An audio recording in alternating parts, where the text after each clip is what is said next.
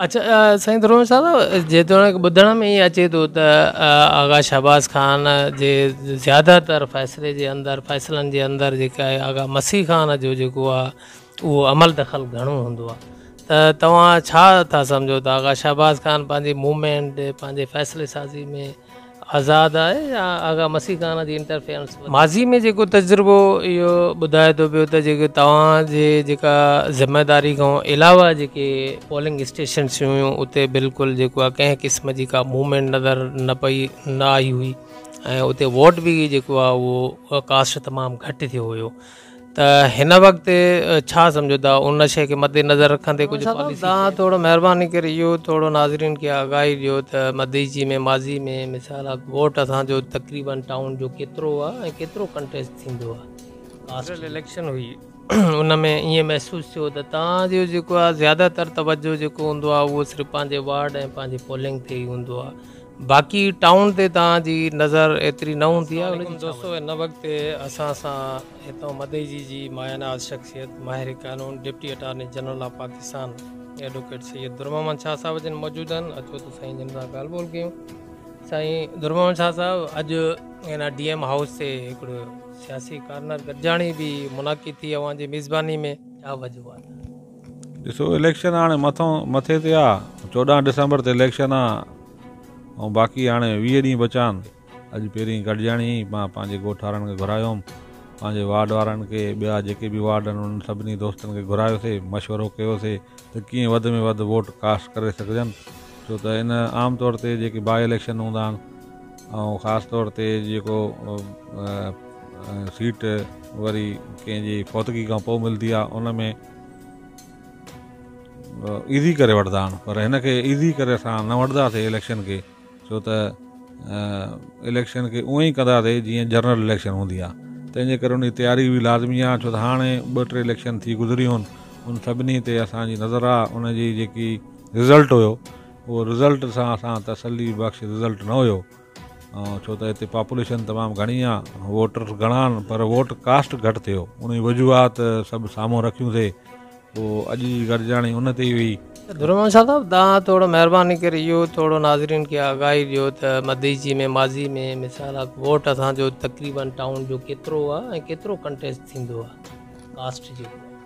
मुंहिंजे पंहिंजे जेके वार्ड आहे उन मुंहिंजो वॾे में वॾो वार्ड मुंहिंजो आहे, उन में 5000 जे लॻभॻि वोटर आहिनि। 5000 मां जेके वोट्स आहिनि उहो 4700 आहिनि, मुंहिंजो 4700।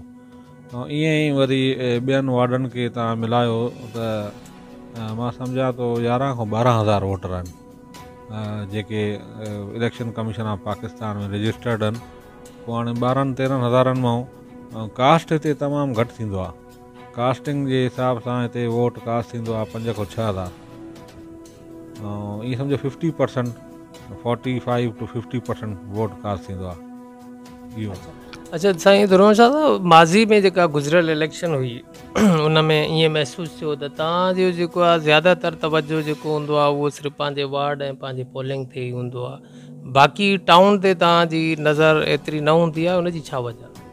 ॾिसो, माज़ी में जेकी इलेक्शन थी त उन में मूंखे ज़िमेदारी 2 वार्डनि जी ॾिनी ऐं ज़िमेदारी ॾींदा सॼे मदीजी खणंदासीं ऐं जे आस पास ॿियूं पोलिंग स्टेशन ॾींदा त उन जी बि कंदासीं। उहो हाणे पार्टी क़यादत जेको फ़ैसिलो कंदी आहे त उन असां वरी उनखे ओबे कंदा आहियूं। माज़ी में जेको तजुर्बो इहो ॿुधाए थो पियो त जेके तव्हांजे जेका ज़िमेदारी खां अलावा जेके पोलिंग स्टेशन्स हुयूं उते बिल्कुलु जेको आहे कंहिं क़िस्म जी का मूवमेंट नज़र न आई हुई ऐं उते वोट बि जेको आहे उहो कास्ट तमामु घटि थियो हुयो। त हिन वक़्तु छा सम्झो था उन शइ खे मद्देनज़र रखंदे कुझु पॉलिसी चेंज कंदो या? माज़ी में जेको मूंखे पंहिंजा 2 वार्ड ॾिना त मां 2 वार्डनि में सही वोट कयां। मुंहिंजो ज़ाती इलेक्शन हुयो त हुन में मां 750 वोट कयां, ऐं जॾहिं हाणे जनरल इलेक्शन हो आगा साहब जो त उन में 710 या 715 शायदि वोट हुआ, त को ख़ासि फ़र्क़ु न हुयो। त माज़ी में बि मां पंहिंजी ज़ाती इलेक्शन में बि एतिरा कयां। सर माज़रत सां मुंहिंजे चवण जो मतिलबु इहो त जेको मदीजी टाउन में जेका तव्हांजे रिस्पॉन्सिबिलिटी में तव्हां चओ 2 वार्ड मूंखे मिलिया हुया, त उन में वोट जो रेशो त ठीकु हुयो। बाक़ी जेके ॿियूं पोलिंग स्टेशन जूं या टाउन मदीजी जे हवाले सां ॻाल्हायूं था त उते वोट जो रेशो जेको आहे तमामु घटि हुयो। त उन हवाले सां हाणे जॾहिं इलेक्शन जो टाइम पीरियड अचे थो पियो त उहा पॉलिसी थोरो तब्दील थींदी या उनखे नज़र में आहे न? अॼु जेको इजलास हो उन ते ई हुयो, छो जो हिकिड़े कंहिं दोस्त चयो त तव्हां हिते ॿियनि वार्डनि में वोट घटि कास्ट थियो, त उन में जेको असांजो मेंबर आहे अरबाब शेख साहब, उनजो चवणु इहो हुयो त असांखे जेके लिस्टूं मिलियूं इलेक्शन कमीशन ऑफ पाकिस्तान मां, उहे लिस्टूं टैली न पियूं करनि, ऐं असांजो जेको ब्लॉक्स हुया उहे तोड़िया विया। उहो को 50% वोटर हिकिड़े पोलिंग स्टेशन ते आहे त 30% ॿिए ते आहे, 20% टे ते हुया, माना स्कूलनि ते। हिकिड़े स्कूल में वोट हुजे त पोइ सभई कराए वञनि, त इहो वॾी मुश्किल इहा हुई। ऐं ईअं ई वरी जेके ॿिया वार्ड्स हुया उन में बि इहा ई सूरत हाल हुई त उन्हनि खे हिकु त सही प्रॉपर लिस्टूं न पियूं मिलनि, लिस्टूं मिलियूं त वरी वोटर्स जेके आहे उहो डिसबर्स आहे, उहो कुझु किथे हुया कुझु किथे आहे। मुंहिंजी राति जेकी पंहिंजो वार्ड आहे उन में ई उन्हनि छा कयो जो ॿिनि स्कूलनि में वोट हुया, 70% हिकिड़े स्कूल में हुया, 30% ॿिए में हुया। त उहो शुरू में कलाकु ॾेढ ॿ कलाक त मूंखे सम्झ में ई ॻाल्हि न आई त थी छा वियो आहे। त उहो वरी अलाए पोइ उन्हनि जी पंहिंजी ग़लती आहे, अलाए ॼाणे वाणे कंदा आहिनि। हाणे उन्हनि शयुनि खे मद्देनज़र रखी करे हाणे खां ई उहा तयारी कई वई आहे त जीअं सभु वोटर जेके आहिनि नी उहे हिकिड़े वार्ड वारा, हिकिड़े मोहल्ले वारा, उहे पंहिंजे वेझे में क़रीब तरीन स्कूल में पोलिंग स्टेशन में वोट कास्ट करे रहनि। अच्छा दुरानी साहब, आगा शहबाज़ खान दुरानी साहब खे जेतोणीकि टाइम थोरो थियो आहे ऐं काफ़ी जेको आहे उन में तब्दीली बि महसूसु थिए थी पई, टॉकिंग पावर में, मोटिवेशन में, त अवां छा उमेदूं उन मां रखो था? यंग एनर्जेटिक असांजो आगा साहब, आगा शहबाज़ खान दुरानी साहब, ऐं पाण वकील बि आहिनि, त उन मां उमेदूं त तमामु घणियूं आहिनि। ऐं ॿी ॻाल्हि इहा आहे त हिन महिल इलेक्शन लाइ जेको सूरत हाल आहे उहा उन्हनि जे लाइ तमामु मौज़ू आहे। इलेक्शन थिए थी, चलो इहा बि ॾाढी सुठी ॻाल्हि आहे, हिकिड़ी एक्सरसाइज़ थी वेंदी, पेपर वर्क बि थी वेंदो, फील्ड वर्क बि थींदो। बहरहाल हाणे नवां न, वरी नओं त हर कोई हूंदो आहे, वरी जीअं फील्ड में हलंदा त अलाइनि खां सुञाणप बि थींदी, हिननि खे इलेक्शन जी ख़बर बि पवंदी। हिकिड़ो सचा माण्हू आहिनि, मुंहिंजे वालिद साहब बि सचा, हे बि सिधी ॻाल्हि कंदा आहिनि। हिननि खे मां जेको महसूसु कयो आहे आगा शहबाज़ खे, त कूड़ त अथसि ई कान, उहो सिधी ॻाल्हि कंदो आहे। त हिते वरी इलेक्शन में ख़बर अथव, हिते सियासतदान, सियासत में कुझु ॻाल्हियूं रखणियूं बि पवंदियूं आहिनि, कुझु ढकणियूं पवंदियूं आहिनि, पर मां सम्झां थो त अञा आगा शहबाज़ खान बिल्कुलु सचो लीडर आहे ऐं सही जेको आहे हाणे अकासी कंदो सियासत जी, ऐं हिन महिल बिल्कुलु फ्रेश आहिनि।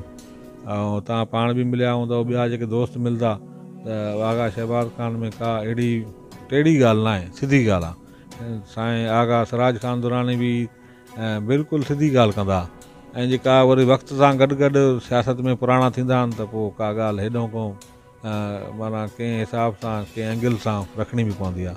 पर आगा शहबाज़ खान इनशाला मूंखे उमेदु आहे त मुस्तक़बिल में तमामु सुठा पॉलिटिशियन थींदा, यंग आहिनि, एनर्जेटिक आहिनि, ऐं असांजी त दुआऊं आहिनि त अलाह कंदो इलेक्शन खटंदा ऐं ज़रूरु का वज़ारत बि मिलंदनि, इनशाला असां हिनखे मिनिस्टर ॾिसांसीं। अच्छा साईं दुरानी साहब, जेतोणीकि ॿुधण में ई अचे थो त आगा शहबाज़ खान जे ज़्यादातर फ़ैसिलनि जे अंदरि जेका आहे आगा मसीह खान जो जेको आहे उहो अमल दख़ल घणो हूंदो आहे, त तव्हां छा था सम्झो त आगा शहबाज़ खान पंहिंजी मूवमेंट, पंहिंजे फ़ैसिले साज़ी में आज़ादु आहे या आगा मसीह खान जी इंटरफेरेंस वधीक आहे? आगा मसीह खान हुनजो वॾो आहे ऐं चाचो अथनि, ज़ाहिरी ॻाल्हि आहे उहो हुनखे गाइड था करनि, उहो ई खणी था हलनि। आगा शहबाज़ खान खे त घणी ख़बर न आहे। आगा मसीह खान में तव्हां हिकिड़ी ॻाल्हि गौर कजो, ॾिसिजो, नोट कजो, आगा मसीह खान खे मां त हैरान आहे त माना ईअं सम्झो 90% माण्हुनि जा नाला जेके आहिनि हुनखे यादि आहिनि। उहो ईंदा आहिनि बंगले ते, कहिड़े बि हुनजे यूसी जो माण्हू अचे नाले खां सुञाणींदो आहे। हाणे उहो सुञाणींदा त उहे आहिनि, उन्हनि खे ख़बर आहे जेको एॾनि सालनि खां पॉलिटिक्स में आहिनि, आगा साहब सां गॾु आहिनि। बल्कि मां सम्झां थो आगा साहब खां बि पहिरियों हे हुया पॉलिटिक्स में, त हलाईंदा त उहे ई नी, उहो माना गॾु आहिनि, चाचो अथनि, त उहो जीअं गाइड कंदो अथनि उअं ई आगा शहबाज़ हले थो हिन महिल बि, ऐं अॻिते हली करे बि माना पंहिंजे वॾनि जी गाइडलाइन ते हलंदा। अच्छा सर, इलेक्शन में बाक़ी 20 ॾींहं आहिनि, यानी कि त मुंहिंजे ख़्याल में तको आहे हेॾो सारो वॾो PS, ऐं ज़ाहिर ॻाल्हि आहे कॉम्पिटिशन बि ज़रूरु एॾी वॾी न आहे, पर तंहिंजे बावजूद बि आहे, ऐं उनखे इलेक्शन खे एॾो लाइट न वठिजे। त अव्हां वटि छा शेड्यूल आहे पंहिंजे तौर ते इलेक्शन जे हवाले सां, इलेक्शन वर्क जे हवाले सां, आगा शहबाज़ ख़ान खे जेको दौरो वग़ैरह कराइण जे हवाले सां?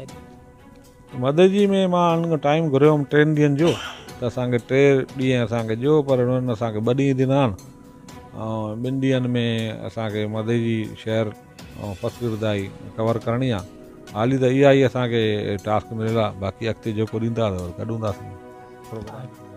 ठीकु आहे सर, वॾी महिरबानी तव्हांजी, तव्हां असांखे पंहिंजो क़ीमती टाइम ॾिनो। आख़िर में मदजी शहर वासियुनि खे कुझु को पैगाम ॾियणु चाहियो असांजे सचाई न्यूज़ जे चैनल जे तवसुल सां? बसि मदजी वारा त हमेशह महिरबानी रहिया आहिनि, ख़ासि तौर ते माते बि, ऐं इन्हनि जी वोट जी ताक़त सां आगा सिराज ख़ान, पाकिस्तान पीपल्स पार्टी, ऐं शहीद राणी मोहतरमा बेनज़ीर भुट्टो जी पार्टी, उहा हमेशह हितां सोभवती आहे। भले कहिड़ो बि टाइम हुजे, कहिड़े बि दौर में जेकी बि इलेक्शन थी वञनि, 88 खां वठी करे हिन महिल ताईं हमेशह मदजी मां overall win Pakistan Peoples Party कयो आहे।